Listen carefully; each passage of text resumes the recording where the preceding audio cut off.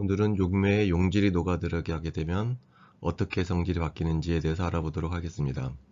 용질은 두 가지 종류가 있는데 기여할 수 있는 용질이 있고 기여할 수 없는 용질이 있습니다. 오늘은 기여할 수 없는 용질에 대해서 알아보도록 하겠습니다. 다음 그림과 같이 용매가 기여했을 때 온도 T일 때 수증기압이 P1 재료라고 하겠습니다. 이때 빨간색으로 보이는 기여할 수 없는 용질이 녹아 들어가게 되면 증기압이 바뀌어지게 됩니다. 그때 기압을 P1이라고 하겠습니다. 여기서 용질의 역할은 자기 자신은 기여하지 못하고 단지 용매가 기여하는 것을 방해하는 역할을 하게 됩니다. 따라서 P1은 일반적으로 P1 제곱보다 작은 값을 갖게 됩니다. 라울에 의하면은 용질이 녹아들었을 때 기압은 몰 프랙션 X1에 비례하는 것으로 알려져 있습니다. X1은 일반적으로 1보다 작기 때문에 P1은 P1 제로보다 작습니다. 그래서 그림으로 표현하자면은 순수한 용매의 증기압을 P1 제로라고 했을 때 용질이 X1만큼 녹아 들어가게 되면은 기압이 낮아서 P1 제로가 됩니다.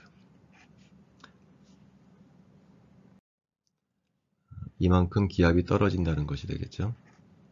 그걸 수식으로 써보면은 기압이 떨어지는 정도는 P1에서 P1 제로를 빼준 것이고 P1은 앞에서 설명한 라울의 법칙에 의해서 몰 분질에 비례합니다.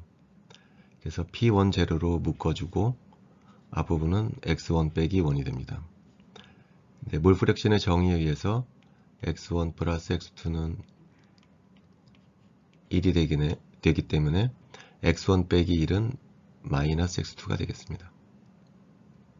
그래서 이 값이 마이너스 X2 P1 제로가 되겠습니다. 이 떨어지는 현상은 우리가 베이퍼 프레셔 로어링이라고 부릅니다. 베이퍼 프레셔 로어링 때문에 나타나는 현상은 끓는 점 오름이 있겠습니다. 이 그림에서 파란색 곡선은 순수한 용매의 증기압 곡선입니다. 여기에 용질을 녹아들이게 되면은 베이퍼 프레셔가 작아지기 때문에 증기압 곡선이 빨간색으로 표현되는 것처럼 오른쪽으로 이동하게 됩니다. 주어진 온도에서 이만큼 증기압이 낮아졌다는 것을 표현하고 있습니다.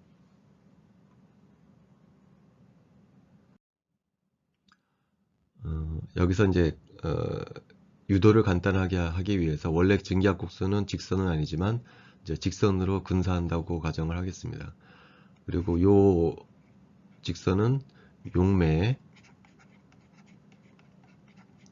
증기압 곡선을 의미하고 있습니다. 여기서 끓는 점이라고 하는 것은 대기압하고 증기압이 같을 때이기 때문에요. 여기 1기압이라고 하게 되면은 파란색 직선과 만나는 점의 온도가 바로 순수한 용매의 끓는 점이 되고 빨간색 직선과 만나는 점의 온도가 용질이 녹아 들어갔을 때 끓는 점을 얘기해 줍니다. 따라서 TB에서 TB'으로 끓는 점이 이제 높아지게 되는 거죠. 그래서 우리는 이제 델타 TB를 구하고 싶은 겁니다. 그래서 앞서도 얘기했지만 이게 델타 TB가 되고요. 이 부분은 베이퍼 프레셔가 떨어지는 정도를 나타내 주는 거겠죠. 그래서 델타 P1은 이 부분, 끓는 점 오름은 이 부분이 되겠습니다. 그래서 우리가 하고 싶은 것은 델타 TB를 델타 P1으로 어떻게 표현할 수 있는 것을 유도하려고 합니다. 그래서 이게 앞서서 이 곡선의 기울기를 S라고 할 때요. 그러면 이제 직선의 기울기는 델타 TB분의 델타 P1이 되겠죠. 그 다음에 이제 마이너스를 곱해주는 것은 이제 부호를 양수를 만들어주기 위해서 마이너스를 곱해주게 됩니다. 그럼 델타 TB가 오른쪽으로 가고 S가 왼쪽으로 가게 되면은 우리가 이제 이 식을 얻게 되겠죠. 델타 P1은 앞서 라울의 법칙을 이용을 하게 되면은 X2 곱하기 P1 제로라고 했고요. 그래서 P1 제로는 1기압입니다. 끓는 점은 대기압이 1기압일 때이기 때문에 이거는 이제 없어지고요. X2는 두 번째 문제의 몰 프랙션이기 때문에 정의에 의해서 N1 플러스 N2분의 N2가 되겠습니다. 여기서 N1은 솔벤트 분자의 몰수를 얘기하고 N2는 거기에 녹아들어 있는 솔루트 분자의 몰수를 의미하게 됩니다. 근데 솔벤트의 몰수가 솔루트의 몰수보다 매우 클 것이기 때문에 N1 플러스 N2는 거의 N1이랑 거의 같겠죠. 그래서 이 델타 TB는 S분의 1에 N1분의 N2로 표현할 수가 있겠습니다.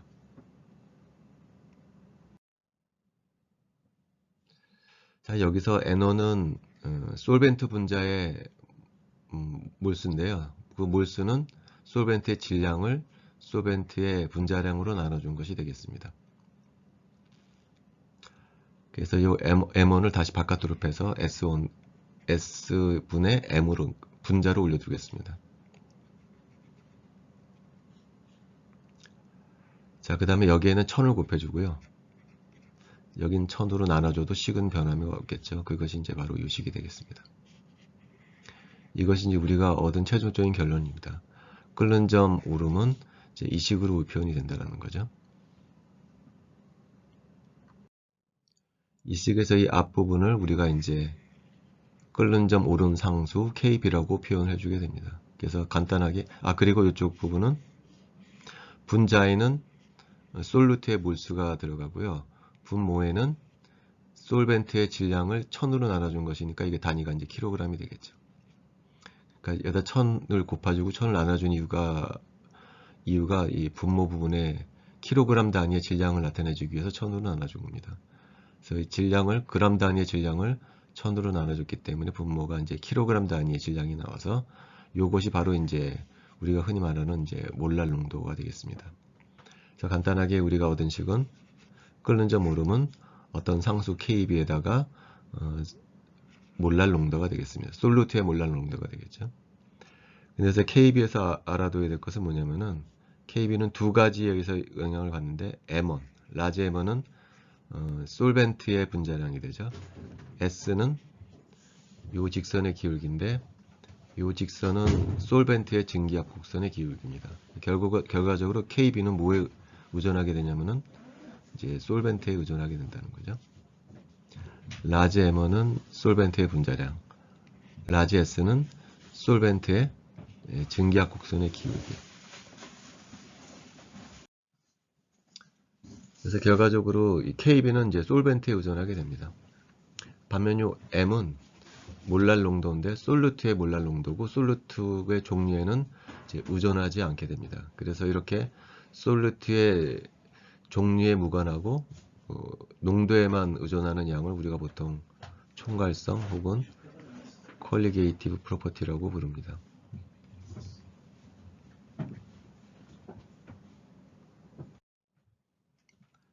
그래서 여러 가지 솔벤트들의 끓는 점 오름 상수를 이제 표현해 놨습니다.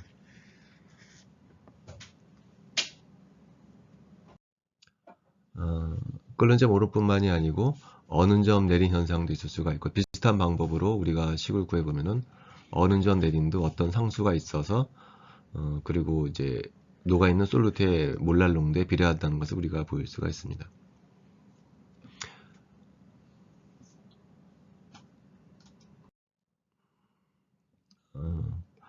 자, 이거는 Y축이 어는 점이고요. X축이 이제 몰랄리티거든요.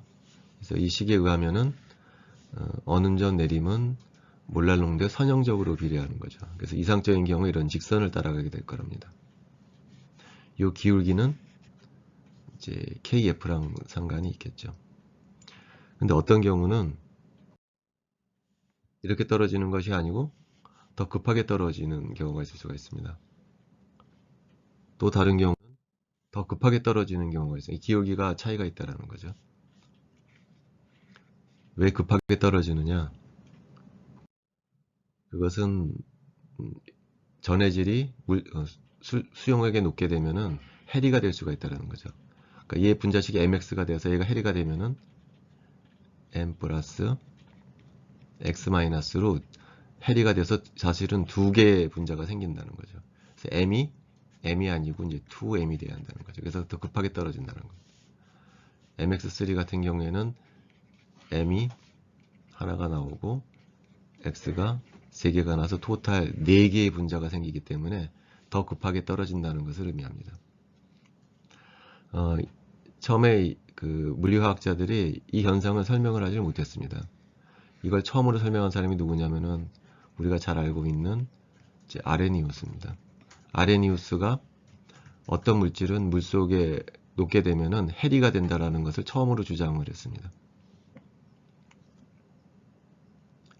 실제로 실험을 해보면은요, 아세틱 애시드 같은 경우에는 그냥 거의 약산이기 때문에 그냥 1몰을 녹이면 1몰의 입자만 생기게 되죠. 반면에 NaCl 같은 경우에는 Na 플러스하고 Cl 마이너스 두 개가 생기기 때문에 얘보다 더 급하게 떨어지게 되고요. FeCl3는 4개 입자가 생기기 때문에 더 급하게 떨어진다는 것을 보일 수가 있습니다. 근데 이게 직선으로 보이지 않고 약간 더 디비에이션을 보이는 것은 이게 이제 독립된 입자들이 아니고 물속에 녹게 되면은 이것들 주위로 이제 다른 물 분자 같은 것들이 수화를 하고 그리고 그런 이상적이지 않은 현상 때문에 나타나는 현상입니다. 마지막으로 살펴볼 것은 이제 삼투압입니다. 삼투압에서 이제 중요한 역할을 하는 것은 반토막인데요. 여기 반토막이죠. 이 반토막 안에 이제 용질이 녹아 있습니다. 우리에서 이제 설탕 분자가 녹아 있는데요.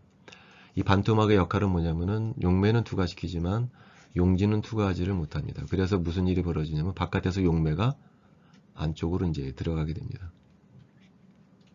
그래서 이게 물기둥이 용액 물기둥이 높아지게 되는 거죠. 그래서 우리가 요 높아진 기둥의 높이 h를 구하게 되면은 요 압력을 구할 수가 있죠. 우리가 토리첼레 실험에서도 압력 구할 때 높이를 이용해서 압력을 구한 것과 마찬가지로 삼투압 구할 때도 높이를 구하게 되면 우리가 삼투압을 구할 수가 있습니다. 근데 삼투압을 다음과 같이 표현할 수 있다라고 주장한 사람이 이제 반트호프입니다. 결과적으로 삼투압은 이 안에 들어있는 용질의 농도에 비례한다는 거죠.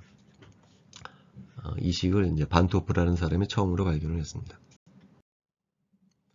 근데 여기서 농도는 무슨 농도냐면은 몰 농도입니다. 따라서 분자는 몰수가 되고 분모는 이제 부피가 되겠습니다.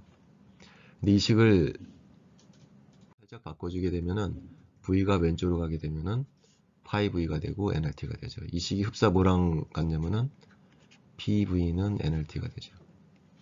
기체 상태 방정식이란 유사한 형태를 보인다는 겁니다. 그래서 이 반토프 교수가 제1회 노벨 화학상을 탔는데요.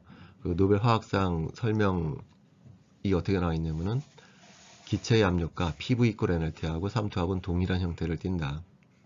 따라서 기체 상태에 있는 분자와 용액 상태에 있는 분자 자체가 동일하다는 것을 증명을 했다. 이것이 노벨상 수상 이유입니다. 자, 여기서 이거는 이제 용질의 몰수인데요. 용질의 몰수는 다시 용질의 질량을 용질의 분자량으로 나눌 수가 있거든요.